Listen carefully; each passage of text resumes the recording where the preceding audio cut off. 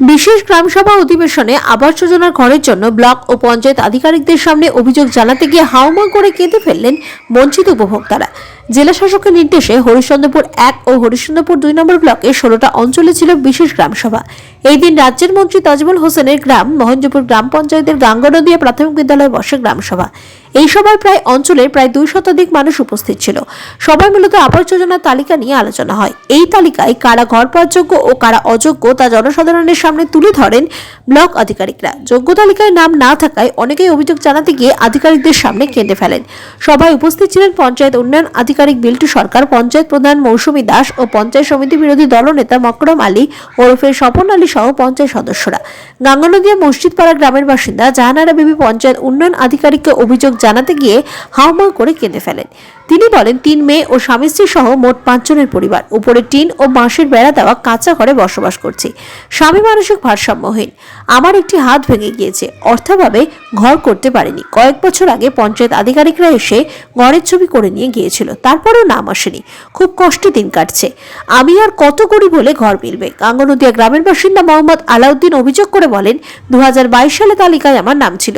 দিনমজুর করে পাকা বাড়ি করেছি, সেই বাড়ি দেখে আমার নামটি তালিকা থেকে বাদ দিয়ে দিয়েছে।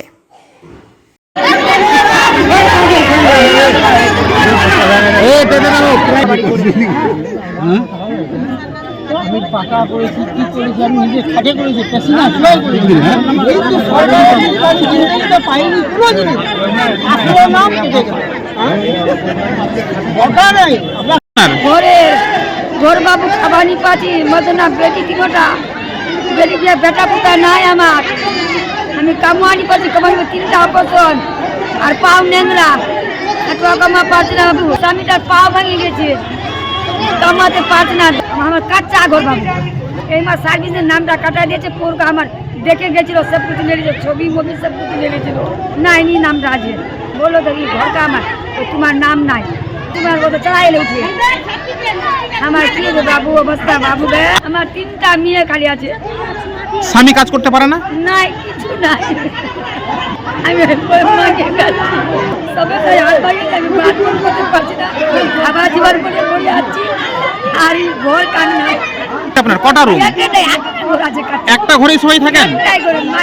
মেয়েকে নিয়ে দিয়েছি।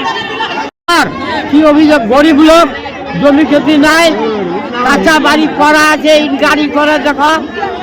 হ্যাঁ, মানে পূর্ব বগল পশ্চিম বগল করাইছে। তাহলে জিন্দগি ঘরনি পাল গেল, আর ভাতনি পাল গেল, আর কৃষক বন্ধুনি পাল গেল, লেখির ভান্ডনি পাল গেল। আমি কি ভোট দিতে সরকার? আমার মন খারাপ হয়ে গেছে, আজ কাল মরবো। ঘরে থাকি আমি, আমার নামটা মেম্বার রায়ারা সব বাদ গেলে ওরা বসারে যে বাদ করকে মেম্বার লাগলে হারাই ছিল, আরো নাই। অভিযোগ দেখেন, অভিযোগটা আমার 45 বছরে আছে, এটা 100 বার ভোট দিচ্ছি। হ্যাঁ, কিন্তু আমরা এমন সমুদায় আছি না, লোক করি না। যারা পায়নি, যারা ওইভাবে আছে ওদেরকে দেন, তারপরে বাঁচবে, তারপরে আমাদেরকে দিবেন। এখন কি দেখছি যে আমি দেশ বিদেশ বাল বাচ্চা সবাই খেটে তারপরে বাড়ি ঘর করেছে। এবার আগের বার নাম আসলো, আর এখন দেখি নাম নাই। আমার ফাঁকার বাড়ি আছে, সরকারের নেতার উপর সবাই কে কে কাঁচার বাড়িতে আছে, সবাই তো খেটে করেছে। যারা সরকারের বাড়িতে নাম নাই, মানে সরকারের খাতায় নাম নাই, ও পাবে। আর যারা কাঁচা আছে তো ও তো পাবেই। যেখানে আমাদের মহেন্দ্রপুর অঞ্চলে সাধারণ অধিবেশন হলো, সেটা গাঙ্গনদিয়া প্রাইমারি স্কুলে হয়েছে। বিশেষ করে এখানে আলোচনা হলো আবাস প্লাস নিয়ে, আর কিছু হলো আপনার গ্রাম্য এলাকার কাজকর্ম নিয়ে। আবাস প্লাস আমার মহেন্দ্রপুর অঞ্চলে টোটাল ছিল আপনার 1229।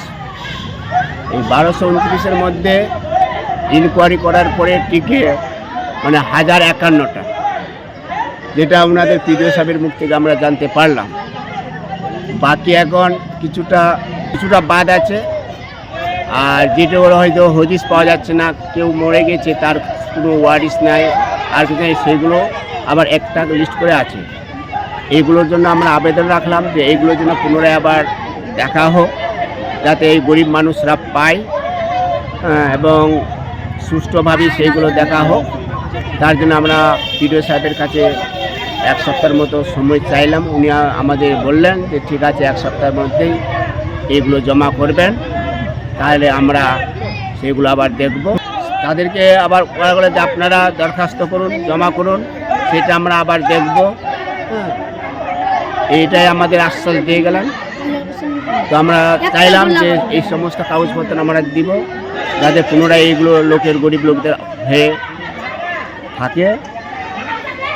আর বিশেষ করে আমরা খুব দুঃখিত, হয়তো কাঁচা বাড়ি যার ছিল সেই লোকটার নাম বাদ পড়ে গেছে, অরিজিনালি হয়তো যার পাকা বাড়ি সেই লোকটারই নাম আছে। আমরা চাইছি যেন কাঁচা বাড়ি যাতে একটাও না থাকে, কাঁচা বাড়িতে সেই সমস্ত তালিকা আমরা জমা করব, দরখাস্ত জমা করব। সেই জমা দরখাস্তের মধ্যে যেন আমাদের বিডিও সাহেব এবং বিডিও সাহেবের যদি কখনো সেগুলো সেনা তদন্ত করে দেখে। এটাই আমরা আবেদন রেখেছি।